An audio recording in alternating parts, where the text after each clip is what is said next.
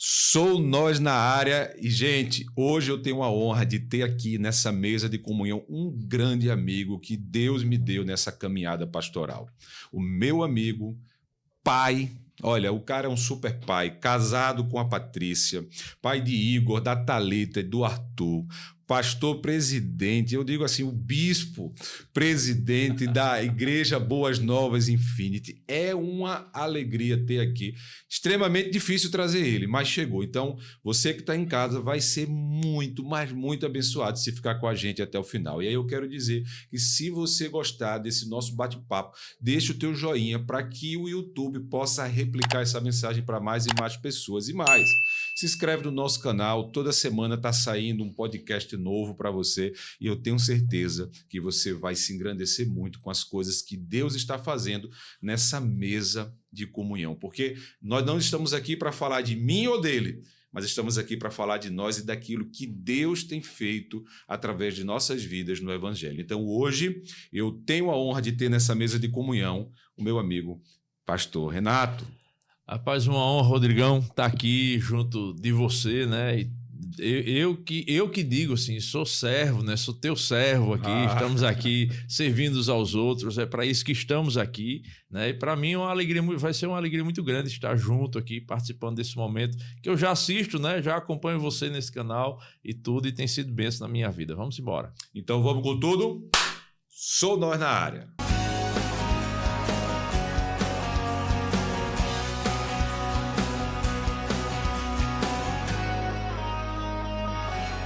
Renato Dantas, meu amigo, seja bem-vindo a essa mesa de comunhão. Para mim, como pastor, ainda jovem nessa caminhada pastoral, receber um amigo cheio de experiência, com tanta história para contar, é uma questão de honra e de muita alegria. Então eu quero deixar uma mensagem hoje, especialmente para você que nos assiste. Fica com a gente do início ao final, você vai crescer muito com esse bate-papo, aprender muito com esse homem, com esse servo de Deus. Mas antes de tudo, deixa aí o teu like, o teu joinha, vem com a gente, se inscreve no nosso canal, que hoje a gente vai falar das maravilhas que Deus tem feito na sua vida, meu amigo. Isso. Vamos lá, estamos aqui, Rodrigão. É uma honra, uma bênção estar aqui do seu lado, estar junto de alguém que conheço. Deus me deu a oportunidade de conhecer nessa caminhada e já trabalhamos juntos, né? Sim. E para mim é uma honra estar aqui com você, ver essa paixão, essa sede que você tem no Evangelho. Isso também me motiva cada dia mais a caminhar. A gente vai se afiando juntos aqui, vai crescendo e como a gente sempre faz, né? Estamos aqui para conversar, para se apresentar, para falar daquilo que Deus tem feito nas nossas vidas. Esse ambiente é uma mesa de comunhão. Sou nós, muito mais do que eu e você. Somos nós. É uma mesa, um bate-papo entre amigos. E eu, como seu amigo, conheço muito da sua história, não tudo, mas hoje vou conhecer e quem nos assiste também. E por que não começarmos falando hoje sobre o início dessa sua caminhada, o pastor Renato, né? Infância, carioca, caicoense, né? Você mesmo já me disse aqui, nasceu no Rio, mas é caicoense, do país de Caicó. Do país de Caicó, carioquense, né? Que eu digo carioquense. Mas eu nasci no Rio de Janeiro, meus pais foram trabalhar no Rio. Naquela época, quando casaram, eles tinham acabado de casar, recém-casados, e eu nasci no Rio, né?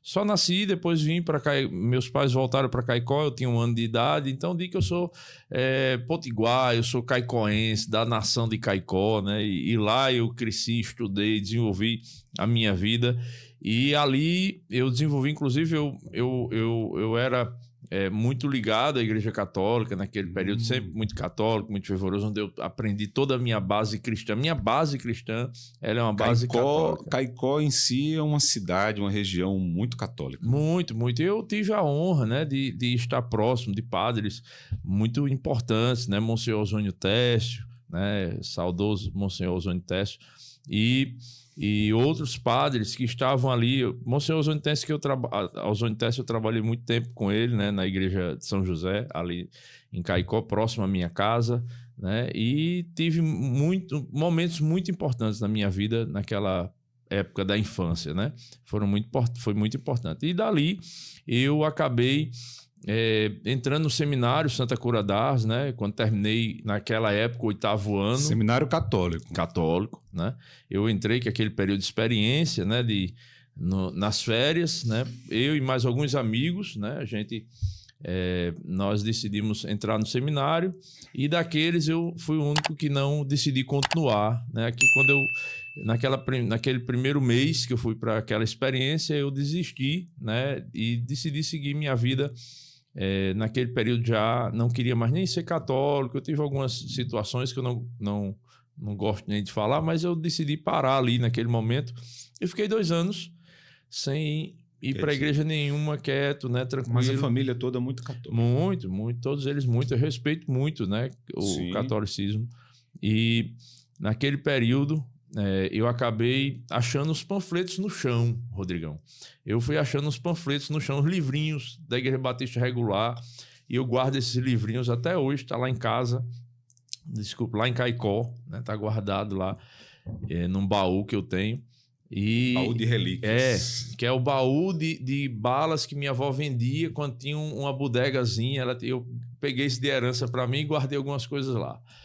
E esses panfletos foram me abrindo os olhos para algumas coisas. Eu fui pegando a Bíblia que eu tinha, né, e comecei a ler algumas coisas e fui vendo algumas doutrinas que realmente eu precisava melhorar o entendimento sobre elas. Conhecer mais sobre elas. E eu fui estudando na própria Bíblia que eu tinha na minha casa, aquela Bíblia grandona, com as páginas douradas e tudo, e era aquela Bíblia que eu lia.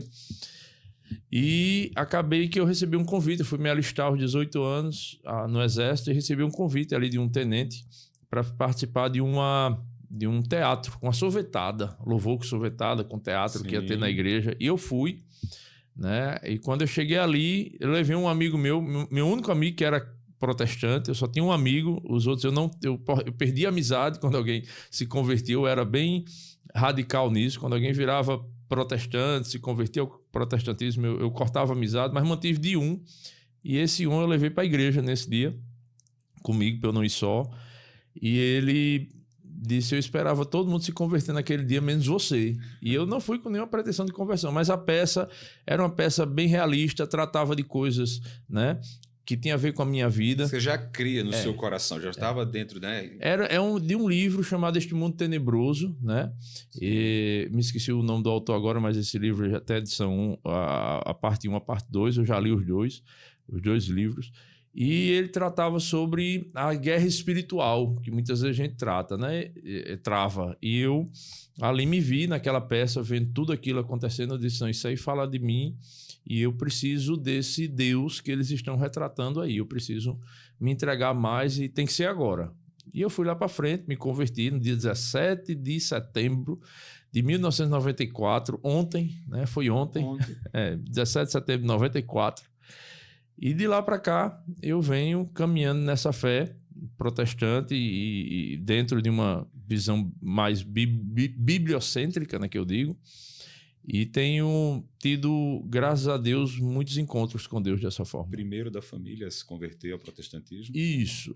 Da minha família geral. Aí isso, imagina, dentro de uma cidade, de uma cultura extremamente católica, com toda uma situação como era, eu tanto do lado da minha avó como do lado do meu avô, tanto do lado do meu pai e da minha mãe, eu fui o primeiro a me converter. Isso gerou uma celeuma muito grande, Rodrigão, naquela época. Imagino. Meus amigos dizem: você não pode se converter agora porque você tem 17 anos, 18 anos, né? Como é que você vai se converter agora? Vai perder sua vida, né? E ninguém entendeu. Meus pais ficaram sem falar comigo. Eu passei a não ter direito mais a sentar na mesa da casa, né? Eu passei por uma série de situações ali naquele período. Minha mãe ficou sem falar comigo, muito decepcionada naquele período. Minha mãe também é muito rígida. E foi uma situação muito difícil, porque eu perdi o carinho de todo mundo que eu amava ali, que estava ali ao meu redor, por causa de uma decisão que eu não via nada demais, né? Nenhum problema para os outros, né? Sim. Só uma mudança de local, de mudança culto. De quartel, né? Vamos pensar assim, como a gente sempre diz, né? Nós podemos estar em quartéis diferentes, mas dentro de uma nação. O general é o mesmo. É o nosso Senhor Jesus, né? Então, o caminho, a verdade e a vida é Ele, independente do lugar. E a gente conversava sobre isso aqui há pouco antes, né? Nós podemos estar dentro dessa multiforme graça de Deus, nós podemos ter jeitos de adorações diferentes, mas nós temos um só pastor, nós somos filhos de um só rebanho, né? Nessa tua visão, Rodrigo, nessa época, quando meus pais ficaram sem falar comigo, e quando você estava na mesa todo mundo saía, era uma coisa bem estranha, né? Coisa que hoje que eu vejo na televisão, alguns filmes que eu assisto, eu disse, meu Deus, eu vivenciei isso na pele, no Brasil, né? E tudo. Né? E a gente não pensa muito nisso aqui no Brasil. A gente vê mais isso quando o muçulmano, né, se converte geralmente ao cristianismo.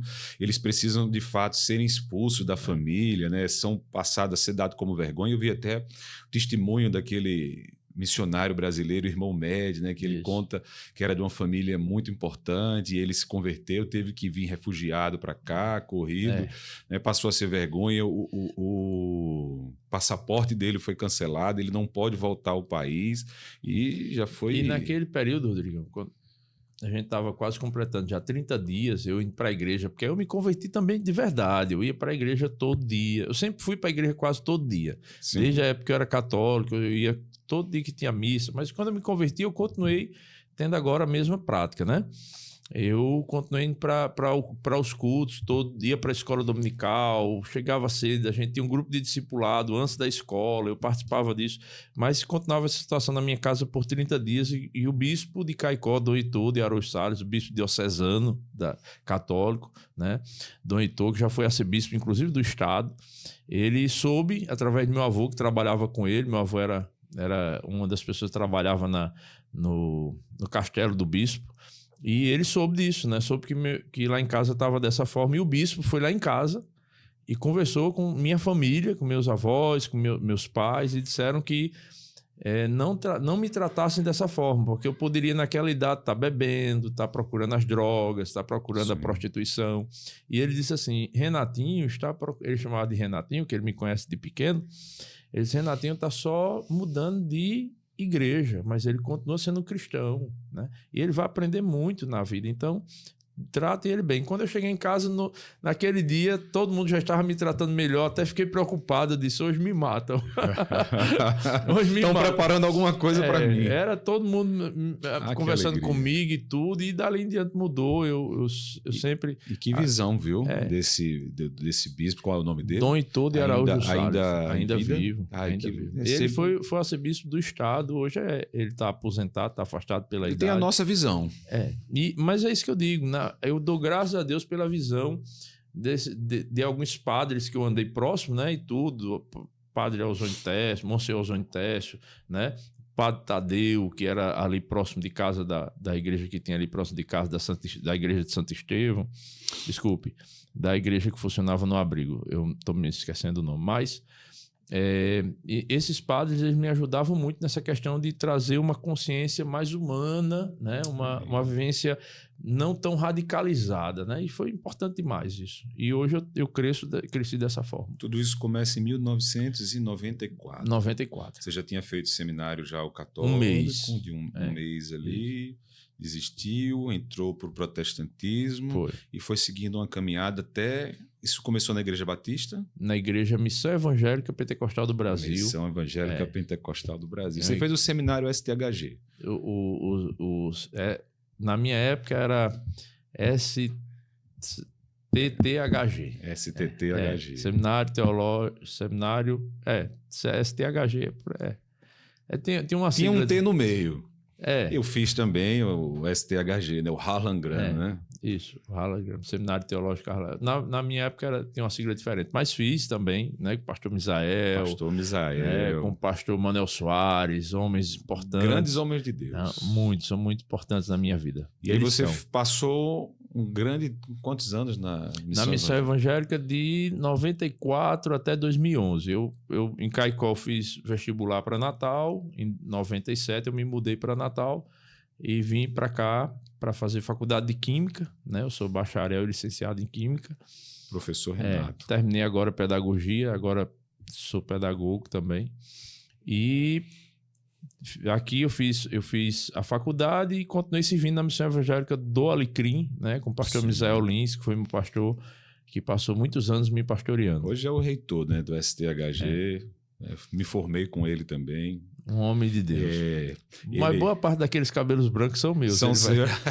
Eu gostava muito do pastor Misael, quando ele dizia assim, quanto maior o anel, pior o bacharel. Então não se preocupem com o anel, vamos aprender, vamos estudar, né? E quantos ensinos a gente teve com aquele homem. Ele é um ser fantástico, inclusive eu já o convidei, em breve ele vai estar aqui conosco também, compartilhando. A história ele tem para contar. Uma referência. Um santo homem de Deus. Na minha caminhada, uma grande referência. Aí você foi ordenado pastor na Missão Evangélica? Não, na Missão Evangélica eu estava iniciando o processo de ordenamento pastoral. Em 2011 eu estava dentro de um período, eu era pastor em avaliação, né? Eles têm um termo que eu não me lembro agora, um pastor licenciado. Isso em 2011? Em 2011 eu já estava na missão como pastor licenciado, estava indo para a consagração, naquele ano, quando a minha cunhada faleceu, a pastora Fátima, que era pastora nessa igreja que hoje eu coordeno. A Boas Novas. Hoje você é o pastor-presidente da igreja. Hoje sou pastor-presidente da igreja Boas Novas. E naquele período em que a gente estava tudo tranquilo, né? A gente estava liderando já a igreja. Eu era pastor na missão já desde 2004 e em 2011 estava pastoreando uma igreja em Nova Parnamirim quando isso aconteceu, e Deus falou comigo na segunda-feira. Ela foi sepultada no sábado, a gente fez o culto no domingo na nossa igreja na missão, e na segunda-feira Deus me deu um sono o dia todo. Eu não sou de dormir, eu não gosto de dormir, quem me conhece sabe que eu sou inimigo do sono, né? Acelerado. Sou inimigo do sono, e eu dormi o dia todo. Minha esposa disse, Renato, tá estranho porque ele tá muito doente, que ele tá dormindo o dia todo. E quando eu tava dormindo, Deus falou comigo assim, acorde, entregue suas cartas na missão, saia da missão e assuma a Boas Novas. E eu acordei e disse isso para minha esposa. Ela disse, você tá ficando louco. A Patrícia. Ela disse, você tá ficando louco, a gente vai sair da missão, a gente tá bem. Eu disse, não, a gente vai. A igreja da minha irmã tem muitos problemas e tudo. Eu disse, era uma igreja bem pequena, com 15 membros, naquela época 20 membros, e a nossa igreja tinha mais de 200 pessoas, e Deus mandou entregar aquela igreja e cuidar daquela menor. E eu fiz isso, né, e assumi a Boas Novas na época. Você tem 3 filhos com a Patrícia, é o Igor. Igor, nosso primeiro primogênito. Sim. A Thalita, que é a nossa pequena, do meio, né? E tem o Arthurzinho, que é o mais novo. E como foi no meio disso tudo? Conciliar essa mudança, aí a Patrícia, os 3 filhos, e iniciar essa igreja? Na época, Rodrigo, a gente tinha somente Igor, né? Igor é nosso filho, que eu digo, o que vem atravessando boa parte da nossa caminhada, né? Igor, a gente ganhou Igor, né? Foi um presente no ministério. Ele tinha 8 meses de vida quando a gente o adotou, né, de forma legal. De forma legal, faltava 2 dias para ele completar 1 ano, quando saiu o documento dele, Amém. Já em nosso nome, né? E eu era presidente do Conselho de Direito da Criança e do Adolescente naquela época. E essa era uma das crianças que a gente atendia, e a mãe resolveu abandonar a criança e abandonou na nossa casa, né? E eu acabei adotando essa criança nesse processo. E graças a Deus a gente teve Igor. Patrícia não podia ter filho, né? E a primeira gravidez Patrícia teve quando meu filho Igor tinha 11 anos de idade, né? Ele tinha 11 anos de idade quando ele queria ter uma irmã, né? E Patrícia engravidou de Thalita, né? Aleluia! E a médica disse que era impossível ela engravidar. Patrícia fez vários exames na vida e ela sempre teve problemas nos seus órgãos de gravidez. Ainda hoje tem, é atestado, ela tem isso por atestados médicos. Ela não podia engravidar a primeira vez. A médica, quando a gente chegou lá, ela disse, você não podia estar grávida, mas já que você está grávida, vamos cuidar da gravidez. Quando ela teve Thalita, com 1 ano e meio, a gente nunca usou nenhum método, e então achou que ia ser só Thalita, e Patrícia engravidou de Arthur. A médica ficou mais confusa, disse, é impossível, 2 filhos. E disse, agora tem que parar, porque senão você vai ter filho, né? Já com 40 anos, Patrícia estava plenamente fértil para gerar criança. E isso botar tudo limite na graça de Deus, rapaz. Abraão com 100 anos fez menino. Pois é. Eu disse para Patrícia, ministério de Abraão, não quero. E ela... Aí eu tive que fazer a cirurgia, né? Porque ela teve muitas complicações no último parto, mas aí eu fiz a cirurgia de vasectomia para evitar que ela engravidasse mais alguma vez. Nesses dias...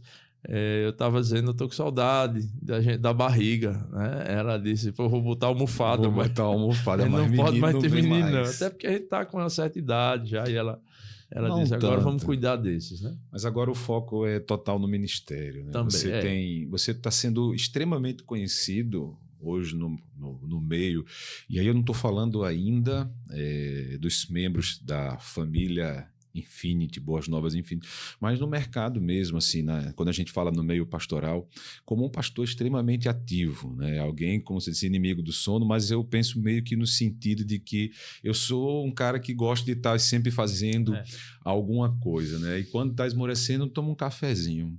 Existe ainda uma conversa lá de bastidores dentro da igreja, que você só sobe no altar depois do café da Irmã Graça. É o café da graça, né? Se tem café, tem graça. Se tem café, tem graça. Então eu digo para a pregação pegar, a gente toma um combustívelzinho, né? Que é o café da graça, né?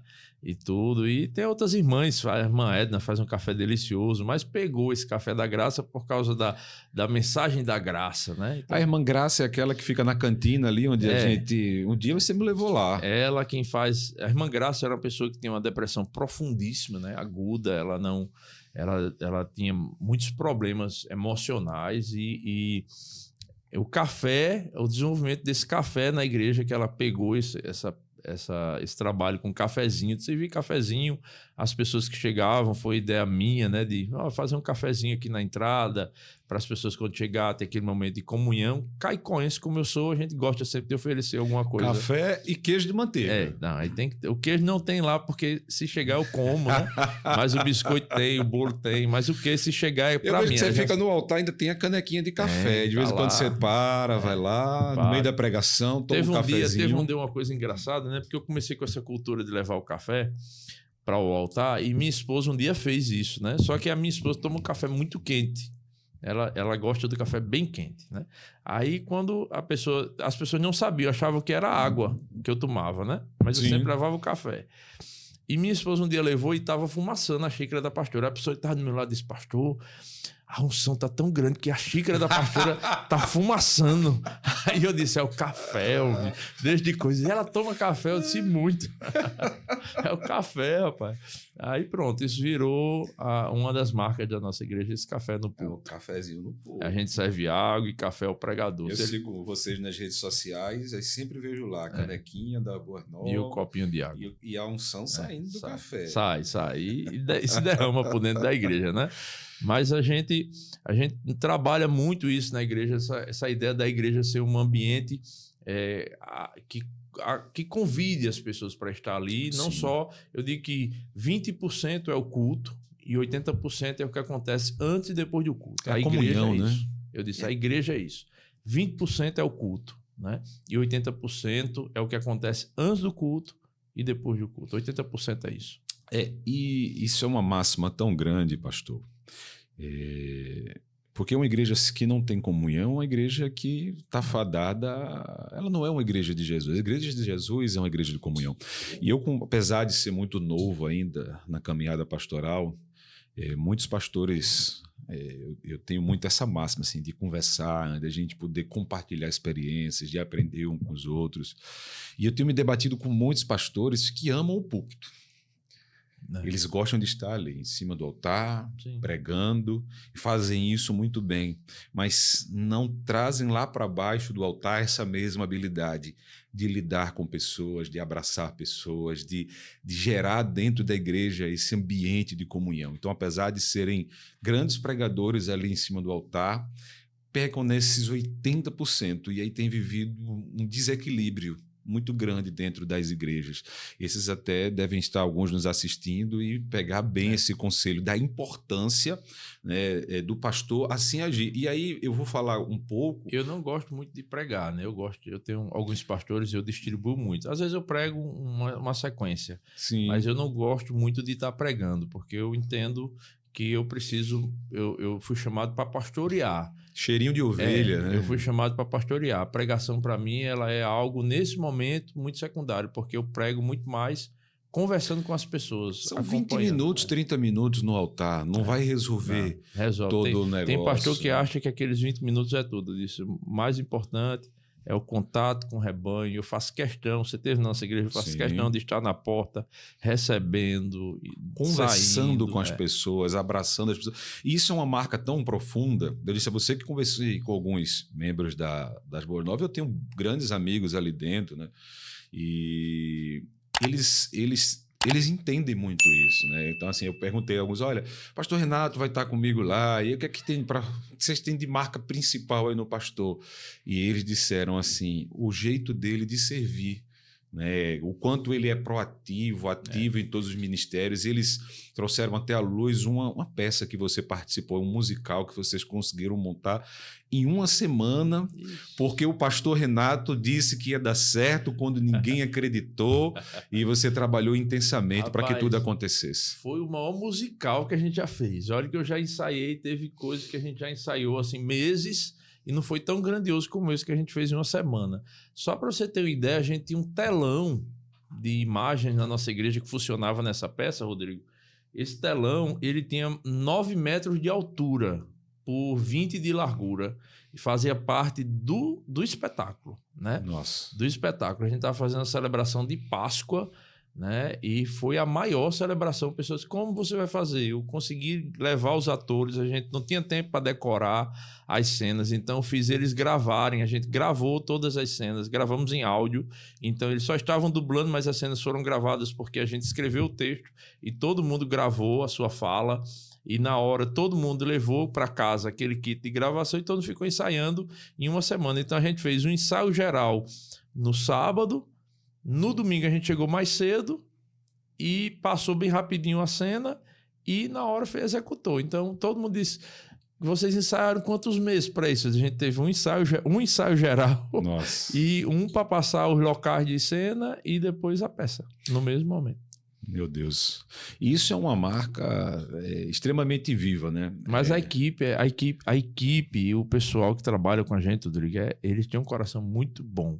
Isso é aquela turma ali, Lucas, Priscila. Vai se dando nomes aí. Lucas, não fale muito não, para você não esquecer de vamos lá, Lucas, Leandro, Priscila, na época, Júnior, Erivanaldo, aí tinha o pessoal do Louvor todo, Izzy Sandro, tinha... muita gente, né? Tinha muita gente que nos ajudava, né? Aí tinha os figurantes que vinham quase todos. Na verdade, a gente mobilizou, tinha umas 50 pessoas nessa peça. Aleluia. Eram 50 pessoas encenando. Em uma semana. Todo mundo chegou com as roupas, com os figurinos, cada um providenciou seu figurino, e a gente ficou assim, olhando, e eles me surpreenderam de fato. Na verdade, eles fizeram muito mais do que eu imaginei. Foram eles que me surpreenderam no que eles fizeram. Outra característica do pastor Renato pastor, vamos fazer isso? Começa quando? E assim, a ideia é que lá na igreja tem uma lei. Você deu a ideia, eu apoio, você faz, né? Esse negócio de traz a ideia para o pastor fazer. Eu disse, não. Aí você, se Deus Mas falou pode com você, começar. Eu apoio. Eu tô aqui para apoiar, eu ajudo.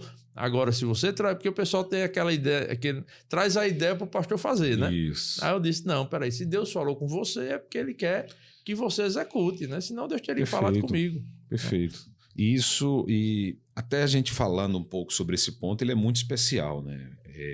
A gente está falando aqui para todas as pessoas, e muitas pessoas das nossas denominações nos assistem, mas também de outras denominações, e a gente tem se batido num tempo também de pessoas ainda muito feridas com seus pastores, sim. porque procuram seus líderes para contar suas ideias, seus planos, né? Aquilo que Deus tem colocado em seu coração, e por vezes escutam, olha, o caminho é comigo, né? Não é o momento, não está na hora, vamos aguardar mais um pouco, ou fale com isso aí já é atribuição Escutei de muito, alguém. Rodrigo, escutei muito isso, muito. Você que está em casa, você que está assistindo, né? Preste atenção nessa palavra de Rodrigo, né? E no que a gente vai falar agora. É muito importante. Se você for chamado por Deus, não paralise. Não paralise, Aleluia. Independente do que alguém, porventura, está dizendo que você não consegue. Minha esposa, disseram para ela que ela não tinha condições de pregar, Rodrigo. Patrícia, você não tem, porque a voz dela, ela fala um pouco rouco. E hoje era uma das pessoas que quando prega na igreja, as pessoas mais amam. Uma grande referência. Eu gosto muito de assistir as pregações dela, né? E as pessoas amam hoje Patrícia pregando, mas ela escutou muitas, não foi uma nem duas. Sua voz não dá, você não tem condições de pregar por causa da sua voz. Você fala, as pessoas não entendem. As pessoas diziam para mim lá atrás, desiste do ministério. Quando eu fazia parte do louvor, eu ainda dou trabalho no louvor, mas dizia assim, você não nasceu para cantar, né? Eu estou falando de líderes, pessoas que estavam acima de mim, né? Eu não estou falando do diabo, não. São, né, os líderes que nos ferem. Que fazia isso, e eu nunca fiquei contra nenhum deles, pelo contrário, sempre os amei, sempre os respeitei, né? Entendi que era a forma deles de ver aquela situação, mas se Deus falou comigo, poxa, se Deus falou comigo, então se Deus falou comigo, o negócio é comigo, não é com você. Né? Se Deus colocou uma centelha no meu coração, então quem tem que alimentar aquilo, quem tem que procurar se melhorar naquilo, estar cada dia respondendo aquilo, sou eu. Né? Quantas vezes Abraão também não escutou isso? Quantas vezes Davi não escutou isso? Jesus não escutou isso? Né? E eu não posso me comparar a nenhum deles, mas eu fico olhando para esses homens na fé que são referências para a gente. Quantas vezes a gente vai ver pessoas que diziam para Jesus mesmo, que é a nossa referência maior, que ele era uma pessoa enviada pelos demônios, que estava cheio de demônios e tudo. Sentava à mesa com pecadores, eu disse, publicanos. cara, se nossa referência é Jesus, por isso que eu gosto de viver um evangelho cristocêntrico. Aleluia. Eu aprendi muito isso com o pastor Misael, um evangelho cristocêntrico, bibliocêntrico, né? Ele é o centrípedo, né? Uma fé centrípeta. Então, eu gosto muito disso, né? Onde Cristo é o centro de tudo. Então, rapaz, se Cristo é o centro, eu vou me ferir com algumas situações. É lógico que a gente está na caminhada, a gente não é pau, a gente não é pedra, a gente senta, a gente sofre, a gente é machucado, mas a gente prossegue, cara. A gente prossegue. E quando Deus me chamou, um jovem que era da nossa igreja, que eu cantava, eu era líder de louvor naquela época, eu era líder de jovens e líder do louvor, e aquele cara disse assim, mas Renato, você vai sair, quem que vai ficar no louvor? Eu disse, mas se eu não sair, né? Uma geração que precisa usar a minha vida como trampolim pode ser bloqueada. Eu quero que esses jovens usem a minha vida como trampolim, né, para que eles possam ir mais longe. Então a gente dá essa vazão no ministério. Eu digo muito isso para eles. Vocês aproveitem, porque o pastor Renato, ele gosta de incentivar vocês a avançarem no ministério. Pode ser que um dia chegue um pastor que não tenha essa visão, né? Mas aproveite para irem longe. Eu estou impulsionando essa juventude a ir mais longe do que eu já fui. É uma característica especial, né? E que a gente deixa, inclusive, como exemplo, né? Para que outros líderes que possam estar aqui nos assistindo possam tomar essa verdade. Ouçam as suas ovelhas, conversem com as suas ovelhas. Nós não somos dono da razão. Não. E se Deus diz que você deve fazer, deixe fazer. Se for de Deus, vai prosperar, vai dar certo. Se não for, não vai. Agora, nós precisamos apoiar pessoas. Eu tenho uma máxima que todo mundo que chega na igreja, ela de alguma maneira quer servir. Isso. Né? Alguns de um jeito mais ativo, outras de um jeito mais discreto. Mas todo mundo, porque o reino de Cristo é um reino de servidão. Isso. Todo mundo quer, de alguma maneira, participar. Isso. E cabe a nós darmos esse apoio, darmos esse incentivo, sermos uma igreja que tem espaço para que todo mundo possa viver o evangelho, falar do evangelho e caminhar no evangelho. Por isso que a gente tem essa máxima lá, sou nós. Nós não sou eu. Não sou eu, Rodrigo, o pastor. Não, eu sou tão servo como o outro. Lá a gente sempre ensina. Aqui se caminha com uma bacia e uma toalha. Nós estamos aqui para servir como o pastor Renato quer servir, como o Netinho quer servir na igreja. O Netinho tem um dom de louvor, você vai louvar, mas se ele disser para mim, pastor, Deus me disse que eu tenho que pregar, vamos botar o menino para pregar, vamos preparar, é mais um pregador que vai sair aí pelo mundo para pregar o evangelho. E eu não tenho problema nenhum quando alguém chegava e dizia assim, pastor, fulano de tal prega melhor do que o senhor. Eu acho ótimo. Eu digo, pronto, é aí que eu estou me realizando, né? Em ver que as pessoas que estão ao meu lado estão conseguindo ir mais longe. É para isso que Jesus disse assim, vocês vão fazer obras maiores. Eu disse, esse sentimento tem que ser o nosso sentimento, né? É por isso que eu digo, a minha base foi muito voltada para o Cristo da Bíblia, não o Cristo que está vendido aí talvez por fora, que as pessoas vendem, mas o Cristo... mercadológico. Eu gosto do Cristo da Bíblia, ele me impacta muito. Aleluia. E quando ele fala isso para os seus discípulos, vocês vão fazer obras maiores do que eu faço. Né? Ele não estava preocupado com o meu ego, não, vocês só vão chegar até aqui. Pelo contrário. Como? Ele se esvaziou de sua glória. Se você olhar Paulo, o impacto da pregação de Paulo, né, que alcançou muito mais pessoas do que o próprio Jesus na sua época, mas Paulo ia com a mensagem de Cristo, né? Aleluia. De certa forma, Paulo era Cristo ali para aquelas pessoas. Então a gente vê, hoje nós somos Cristo por onde a gente anda, a multiforme graça de Deus, essa multiforme sabedoria, né? Esse reino invertido que pastor Misael fala muito. Eu vou usar a palavra do pastor Misael que a gente tem. Não, a gente pode falar dele à vontade aqui, que só sai coisa Misael boa. Lynch, né? E eu quando olho e vejo hoje as pessoas crescendo, avançando, né? Na nossa igreja, na sua igreja e tudo, e a gente poder empurrá-las mais para frente, a gente poder avançá-las mais para cima, é o nosso trabalho, porque é a geração que o evangelho precisa continuar. Isso, nós temos um limite. Recentemente chegou um irmão e disse assim, eu quero pregar igual o senhor. Aí eu disse, meu irmão, queira ser melhor do que eu. Não queira ser igual a mim, não. Não, mas a unção tem que ser igual. Eu disse, não. Eu tenho um jovem... Pega a unção dobrada. Eu tenho um jovem na nossa igreja que hoje é o prefeito de Guamaré, Arthur Teixeira, que foi o baterista ali de jovens da nossa igreja. E ele chegou... não queria sair, né? Tem uma história mais ou menos. Até hoje ele vive aquele conflito de que quer voltar a ser o líder de jovem da igreja. E eu disse, vá no seu ministério que você está fazendo um bom trabalho. Amém. E ele disse assim, pastor, me ensina a pregar?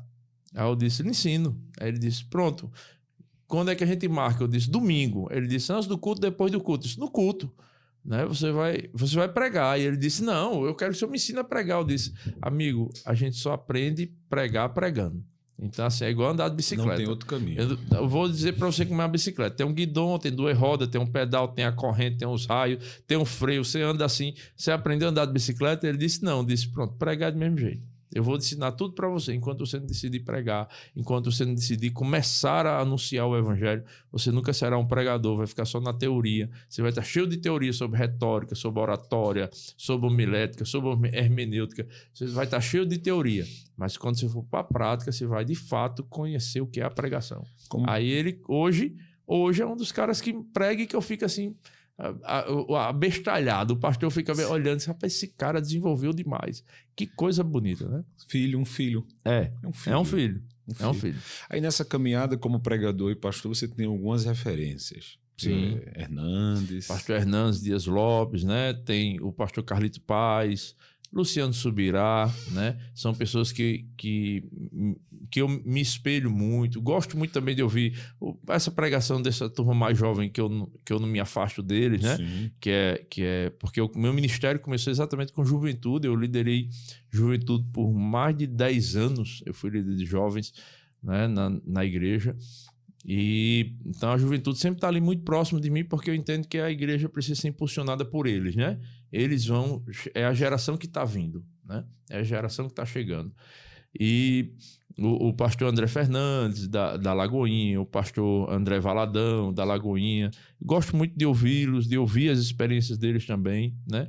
Bons conteúdos. Pastor Hernandes, então, é uma sabedoria, né? E eu digo que eu vou... E é bem eclético, né? Porque eu vou de uma linha pentecostal, uma linha presbiteriana, uma linha mais batista, né? E tudo. A gente vai pegando pegando um pouquinho de cada um. Às vezes as pessoas dizem assim, pastor, como é que você faz seu sermão? Eu leio a Bíblia. Mas aí eu pego um pouquinho de Hernandes, eu pego um pouquinho do Subirá, aí boto no liquidificador, mexe... Aí dá um caldo ali e você vai... Sai um negócio até gostoso. Sai um negócio bom, né? E a gente vai sempre aprendendo com esses homens de Deus. Verdade. Eles têm muito para nos ensinar, para compartilhar. E hoje você está há quase 30 anos no Evangelho. Isso. Quase 20 anos como pastor, né? No ministério. Rapaz, já. 30 anos para mim parece que passou como 3 dias, viu? 3 dias. Intenso. Intenso. E agora... A Boas Novas Infinity completando 20 anos. 20 anos. 20 anos, um ministério que nasceu de um culto de oração, né? Era um culto de oração que acontecia na casa da minha cunhada. A minha cunhada resolveu fazer uma campanha de oração na casa dela, com a família, só que uma amiga começou a vir e trouxe outra amiga para outra semana. Isso era para a família, só para pai, para a mãe, para os irmãos. E daqui a pouco veio uma amiga, que veio outra, e trouxe o marido, e foi trazendo, isso foi virando um grande culto de oração, e daqui a pouco isso tomou conta de uma casa inteira, depois tomou conta de uma rua, daqui a pouco eram 200 pessoas vindo de todo canto para participar dessas campanhas de oração. Aí as pessoas começaram a se converter, e as pessoas que se convertiam ali, né, pediram para a pastora Sandra para abrir uma igreja. A pastora Sandra conversou com o pastor dela, o pastor disse, não, abra a igreja, coloca um pastor para cuidar e você continua aqui. Ela está certo, obediente como era, abriu a igreja, colocou um pastor para cuidar e os irmãos estavam ali, ela continuou auxiliando, mas ela era vinculada à Assembleia de Deus.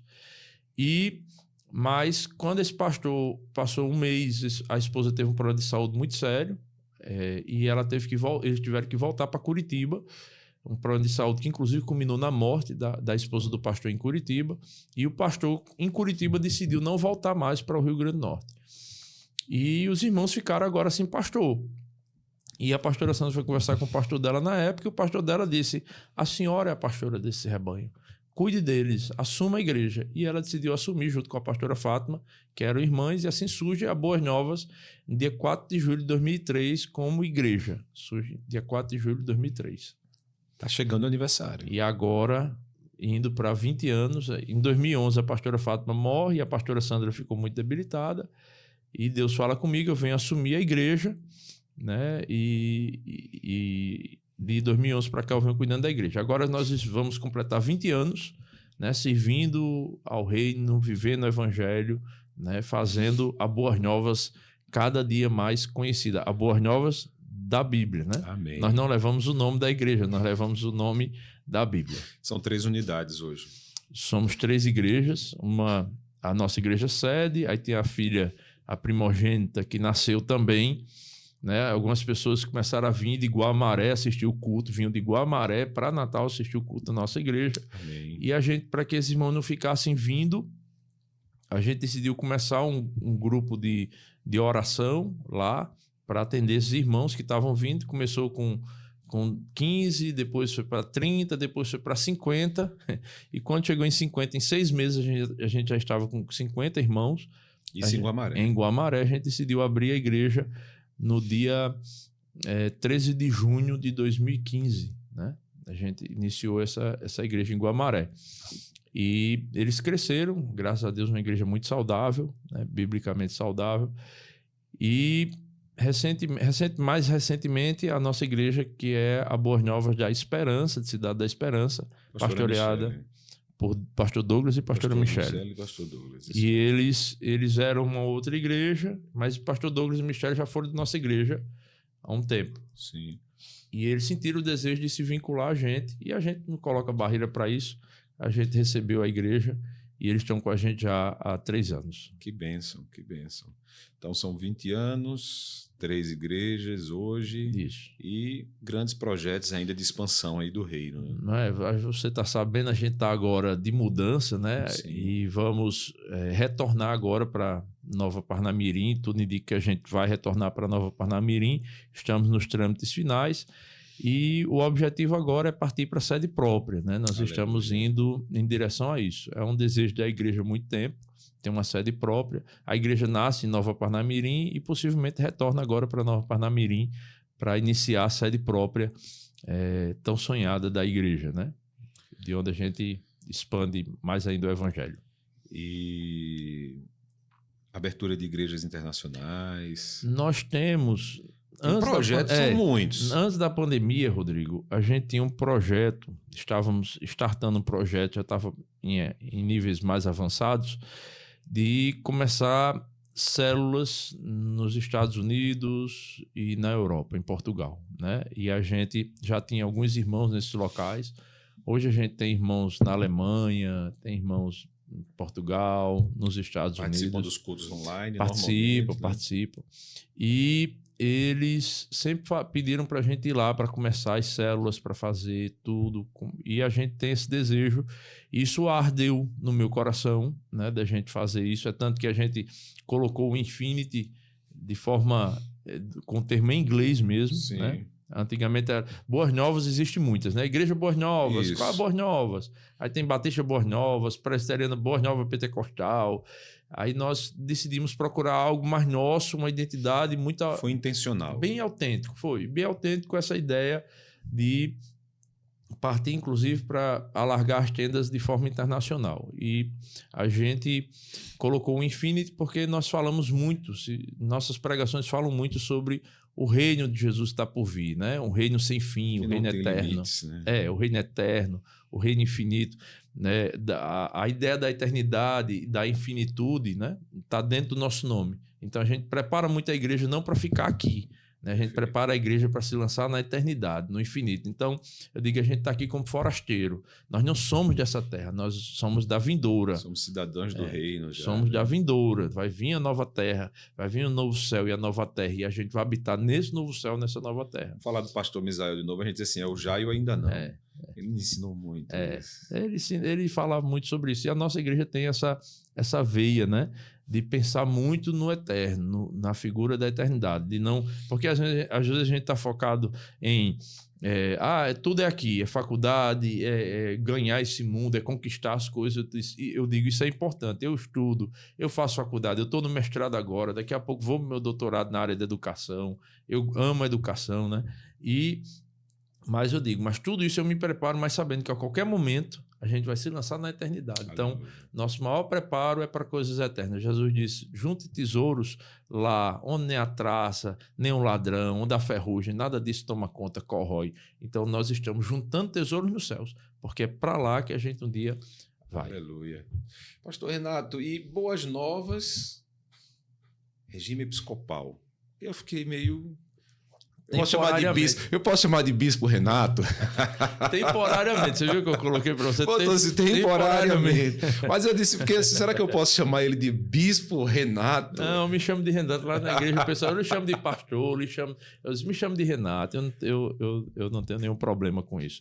Né? E eu sou um pastor muito próximo das ovelhas. Né? Eles têm meu telefone. Eu gosto de dar meu telefone para as pessoas. As pessoas estão falando, às vezes, no Instagram. Se eu queria falar com o pastor, eu disse, sou eu. A pessoa fica assim, o pastor Renato, sou eu mesmo.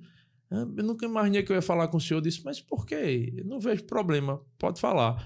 Não, eu gosto de estar próximo da ovelha, eu gosto de ter o cheiro da ovelha na pele, né? E o nosso sistema é um sistema episcopal, porque é uma igreja pequena, né? Que está em expansão. E se a gente burocratizar demais, né? Isso foi numa convenção, nessa transição da igreja. Eu pedi naquela época que o conselho da igreja que a gente transicionasse para um sistema em que eu ficasse com mais autonomia sobre tudo que a gente estava fazendo na igreja. Não por nenhuma vaidade, não, mas por celeridade, né? E eu disse para eles, eu me lembro disso, porque isso foi em 2011, e eu disse para aquele grupo de pastores, de obreiros da igreja que compunha a liderança da Boas Novas na época, eu disse, enquanto eu for pastor, eu posso ficar tranquilo, porque mesmo tendo toda essa autonomia, eu gosto de consultar, eu gosto de levar para plenária, eu gosto de perguntar o que a maioria acha, mas tem determinadas coisas numa igreja pequena que a gente precisa de celeridade, né? Aí não dá para estar reunindo toda hora a igreja para determinadas coisas, né? E eu disse, mas quando a igreja tomar outros tamanhos, né? Outra proporção, a gente parte para o sistema congregacional, né? Que eu acho mais saudável, que é quando toda a assembleia gerencia de forma mais completa a igreja, e não o pastor em si. Então, hoje eu tenho toda a autonomia como bispo, né, da igreja, mas não exerço com mão... Eu disse, é só para a gente dar celeridade. Algumas coisas... Não com a mitra e o cajado. Não, de forma nenhuma. A gente trabalha, eles sabem. Inclusive agora, por exemplo, a gente está fazendo a mudança da igreja, eu estou me reunindo toda semana, o que é que vocês acham? Opinem, digam. Então, toda semana a gente está tendo reuniões de forma congregacional com a igreja. Ouvindo a opinião dos irmãos. Porque a gente não trabalha só, né? A gente trabalha junto, né? Então, eles me ajudam muito e eu não tenho nenhum problema com isso. Mas hoje, sou eu que, porventura, aceito quem é membro, quem não é membro. Com relação ao batismo, tudo é comigo. Algumas decisões administrativas eu passo para mim mesmo. Eu deixo abrir a igreja de Boas Novas Guamaré, é uma decisão minha, né? Mas a gente faz isso com todo mundo vindo junto, né? Eles vêm junto, a gente decide isso, boa parte disso juntos. Né? Isso é bom. E muitas vezes eles vão decidindo e eu vou só executando, né? Às vezes as decisões vêm deles, eu só executo de forma episcopalmente falando, né? Você tem uma máxima lá, ame e sirva. Amar e servir. E vocês têm vários ministérios, um deles é o Eu Me Importo, né? Sim. Fala um pouco desse ministério aí pra gente, que tem levado a palavra e alimentado centenas de pessoas todos os dias, né? Todas as semanas. Todas as semanas, né?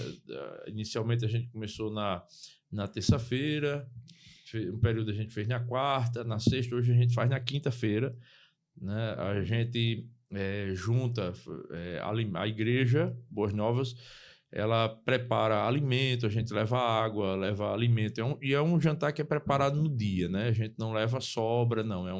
É comprado exclusivamente para eles. Às vezes é uma macarronada, às vezes é um cuscuz, uma macarronada de carne moída, um cuscuz temperado com salsicha, uma sopa bem... Uma delícia. Rapaz, que inclusive a gente, algumas vezes, quando chego lá, eu digo, negócio cheiroso, né? São coisas que a gente serve o que a gente comia, Perfeito. né?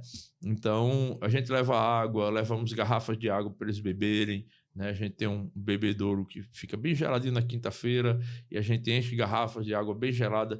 A gente, quando vai sair, bota em marmitas térmicas, né? Para chegar lá quente. Dá uma coisa bem trabalhada para eles, quando comerem, sentirem aquele carinho, aquele amor, né? Eles, Amém. Quando comem, eles dizem assim, ainda está quente, né? Vocês estão trazendo quente, a água está gelada, né? É porque tudo isso é feito com muito amor. A gente serve uma média de 250 a 300 refeições por semana, que dá um total de ano, um mínimo de 12 mil refeições por ano para moradores de rua.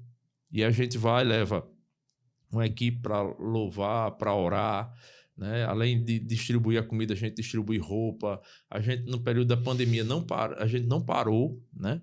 Na pandemia, a gente fez ações durante esses quase 2 anos de pandemia. Toda semana a gente estava nas ruas, entregando isso em vários pontos. A gente não vai só em um local.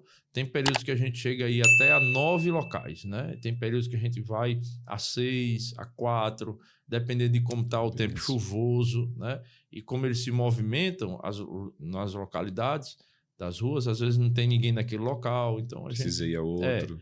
Mas a gente entrega normalmente entre 4 e 9 locais por quinta-feira. Todas as quintas. Todas as quintas-feiras. A gente faz isso há mais de 10 anos, ininterruptamente. Amém. Ou seja, são quase 120 mil refeições já distribuídos por aí. Deus continue abençoando. E se alguém que nos assiste tiver vontade de ajudar, especialmente financeiramente ou com alimentos, né, com roupas, agasalhos, é só procurar a equipe da Boas Novas. Vai lá no Instagram, né, Boas Novas Infinity, e envia lá a sua doação. Todas as quintas-feiras eu tenho certeza que tem espaço para as pessoas irem também, participarem, verem o movimento. É um movimento que com certeza mexe com a sociedade. Assim, Rodrigo, eles falam assim, no dia que vocês não tiverem alimento, né, os moradores de rua, diz assim para a nossa equipe, no dia que vocês não tiverem alimento, venham, porque o mais importante é a palavra que vocês trazem. Aleluia. Né? Porque eles vão para lá, a gente ora, alguns que eu digo que estão mais próximos, que a gente está orando, às vezes está precisando de um abraço. Nossa equipe é treinada para abraçar, né? Nós temos uma equipe que fica também fazendo a segurança, porque eles estão na rua, isso é à noite, né? Então tem a equipe que fica observando, mas muitos deles querem um abraço às crianças, né? Então ali a gente leva brinquedo para as crianças. A gente tem uma equipe que fica só com as crianças, Rodrigo, né? Que vai para pregar para a criança, porque quando você está pregando, As crianças ficavam assim, olhando, querendo... Sem entender, Não, né? e elas queriam aquele evangelho. E a gente hoje tem uma equipe que fica pregando para os adultos e uma equipe que fica com as crianças, que levam fantoches para fazer isso para as crianças. É um trabalho incrível, a marca da nossa igreja, né? E a gente faz isso com trabalho muita grande, alegria. bem coordenado.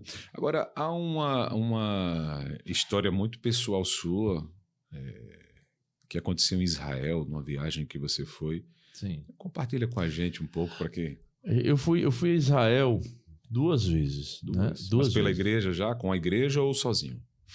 Eu sempre fui com o pessoal da igreja, né? A primeira vez eu fui só eu e minha esposa com a caravana de Portugal, juntou a equipe do Brasil, de pastores do Brasil, outra de Portugal, e a gente foi para Israel em 2013. E em 2016 eu fui novamente. Só que em 2016 eu já levei 12 irmãos. Eram 12 pessoas da nossa igreja que estavam comigo. Sim. Na primeira vez que a gente foi, eu fui com a minha esposa. A segunda vez ela já não pôde ir, exatamente porque a gente já tinha a nossa primeira filha, e era bebezinho ainda. E a primeira vez, minha esposa, o pregador disse assim, venham aqui à frente as pessoas que não conseguem engravidar, né? E a minha esposa foi, né, ali à frente. E todo mundo recebeu aquela oração, e todo mundo disse, não, a gente nunca viu isso aqui em Jerusalém. Algumas pessoas que já iam há 20 anos para aqueles eventos. E a gente estava no evento que é da Embaixada Cristã de Jerusalém, a ICEG.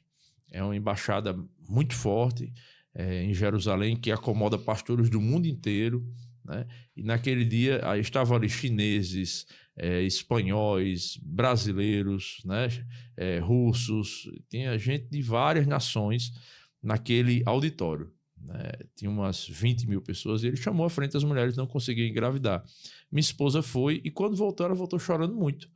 E ela disse, eu não sei por que eu estou chorando muito, né? E... Já era conformada com a situação? Já, a gente estava muito tranquilo. Nosso filho preenche muito a nossa vida. E a gente já era muito satisfeito em ter Igor, né? Mas ela voltou chorando, não entendia que choro era aquele. Ela disse, eu não entendo que choro é esse. E por aí, e a gente ficou sem entender. Quando ela voltou ao Brasil, ali no final de 2013, né, quando foi no meados de 2000, a gente está falando 2013, quando foi meados de 2015, antes da metade de 2015, a gente descobriu que a Patrícia estava grávida, né? Ela engravidou ali, naquele período, e nasce Thalita, né? Nossa primeira filha. Nasceu em fevereiro. E é tudo em fevereiro, Rodrigo. É tudo em fevereiro. É tudo em fevereiro. Igor é 16 de fevereiro. Thalita é no dia 4 de fevereiro e Arthurzinho, mais novo, é dia 7 de fevereiro. Deus foi marcando ali, dizendo é tudo em fevereiro, vai ser tudo em fevereiro. Pronto. O bom é que o aniversário você faz um só, né? É um bolo, nunca é. Eu sempre quis isso, mas nunca foi. Nunca foi. Eu sempre disse, é bom, a gente tem essa ilusão de que será. Não, mas... Cada um quer o seu bolinho. Não, e se fizer, mesmo que a gente faça todo mundo junto, naquele dia tem um do outro, nunca adiantou. Nunca foi um bolo só. Nunca funcionou. Essa ideia de fazer um só. Nunca deu certo. Essa economia não foi. Não. Se um dia me disser, não, é bom que vai ser assim, nunca foi. Nunca foi. Me enganaram. Mas não me enganaram, não. Eu gosto mais de celebrar a vida com meus filhos. E ela engravidou nessa época, aí você foi novamente. Eu engravidei, ela engravidou em 2000, eu fui em 2016, quando ela teve Thalita, né? Eu já fui novamente, a nossa bebê ainda tinha meses de nascida, porque eu fui em setembro de 2016. Você foi em gratidão já ali. Foi incrível. A segunda ida também, né, me deu muitas experiências boas lá em Israel e tudo, mas doido para voltar, né? A primeira vez quando a gente foi, Patrícia, em 2013, culminou da gente, foi final de outubro, e a gente fez 10 anos de casados lá. A gente só notou que estava aniversariando 10 anos de casado lá. Eu disse, Patrícia, amanhã é o nosso... Ela disse, é mesmo. E a gente estava dentro de Portugal, não em Israel, estava em Portugal. A gente ficou 32 dias na Europa e ficamos 17 dias em Portugal e 15 dias em Israel. Pastorzão, meu amigo, pretendo a gente terminar aqui, mas você não pode terminar sem algo do seu coração. Um testemunho, algo que te marcou nessa caminhada. Afinal de contas, passou rápido, como você disse, com esses quase 30 anos de caminhada e 20, né, das Boas Novas. Isso. O que é que você pode nos deixar aqui de experiência, de algum momento, de algo que te marcou nesse período entre o seu início ministerial e esses 20 anos dessa linda igreja que tem feito um trabalho tão lindo de expansão do evangelho? Rodrigo, pastor Rodrigo, você está chamando Rodrigo, né? Nós somos amigos aqui. Rodrigão, nessa pequena caminhada ainda que eu vivenciei, arde no meu coração o entendimento que ainda não fiz quase nada. Amém, por isso. Algumas pessoas vão dizer, vocês são muito ativos, eu ainda me considero muito inútil ainda, né? Eu acredito que a gente ainda pode fazer muito mais no reino, né? Sem nenhuma vaidade de querer aparecer, pelo contrário, sim. A gente inclusive apaga as luzes para que ele cresça. A gente apaga as luzes da igreja durante o louvor para que ele apareça, né? Sim. Eu digo, o importante é que ele apareça, que a gente apague as nossas luzes e deixe a luz dele aparecer, né? Que a gente não queira os holofotes, mas que a gente possa ser luz para que as pessoas vejam Cristo. Isso. Né? E eu me converti com um texto que tinha na parede da igreja lá de Caicó, que dizia assim, João 8,32, e conhecereis a verdade, e a verdade vos libertará. E eu entendi essa liberdade de uma forma completa, né? De forma plena, não só libertar do mal, mas libertar também do próprio ser humano, do seu ego, libertar, né? De você. Que derruba. Derruba. Eu vi muita gente, Rodrigo, nessa caminhada, gente boa, cara. Se perdendo por causa da vaidade, por falta de sinceridade no evangelho, por falta de honestidade com Deus. E meu conselho é, ande na verdade e se liberte de tudo que porventura queira lhe tirar de perto de Cristo. O segredo da caminhada é um só: estar perto de Cristo. Independente de como você esteja, tem dia que eu amanheço mal, mas eu estou perto de Cristo. Tem dia que eu amanheço bem, mas eu estou perto de Cristo. Tem dia que eu amanheço com dinheiro na conta, né? Mas eu estou perto de Cristo. Se não tiver, eu estou lá também. Se também não tiver, estou lá. Eu já tive dia de chegar em casa e a gente ter água com luzinha, que eu dizia, né? A gente teve um dia que teve água com luzinha na geladeira, chegando do culto, né? E tudo. E minha esposa, meu filho dizia assim, pá, o que é que a gente vai jantar? Eu disse, filho, vamos dormir, né? Então, dormir que Deus vai cuidar. Deus proverá. E quando foi no outro dia, uma pessoa, nosso condomínio, estava lá no 8º andar. A gente morava no primeiro, ela estava no 8º andar. E essa irmã lá em cima, ela não é da nossa igreja, ela pertence a outra igreja. Ela me conhecia ali do condomínio. E a irmã Carmen, né, é uma pessoa que hoje faz parte, inclusive, da minha história. E a irmã Carmen estava lá cozinhando um camarão. E fazendo camarão no alho e óleo, e a panela de camarão, cheia de camarão, no alho e óleo que ela ia fazer para a família, ela estava fazendo, e Deus disse assim, desça e entregue para o meu servo. Né? E eu comi naquele dia camarão. Meu sogro chegou e disse, Renato, eu cortei uns cocos e trouxe uma água de coco para você. Ei. Então, naquele período, um dos mais difíceis da minha vida de forma financeira, porque a saúde da gente estava boa, espiritualmente estava tudo bem, e a gente sabia que Deus estava no controle de tudo. E naquele dia, eu me lembro disso, isso era 2007, né? E eu disse para minha esposa, eu disse, Deus está cuidando de tudo, vamos ter calma.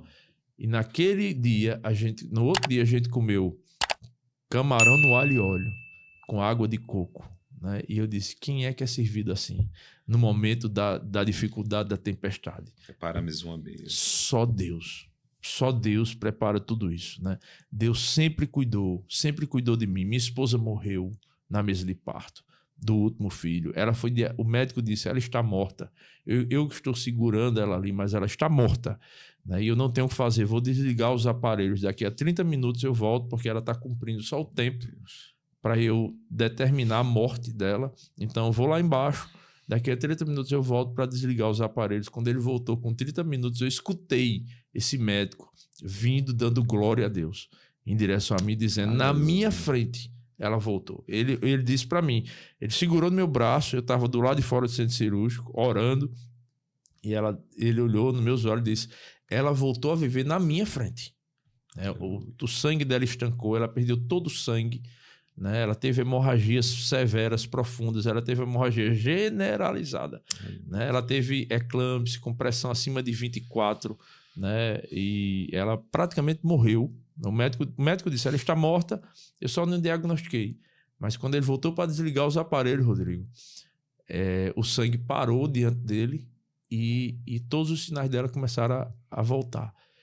E hoje com 12 horas depois de tudo isso, ela ficou 2 horas aberta em cima de uma mesa de cirúrgica, toda aberta, os médicos tentando conter a hemorragia.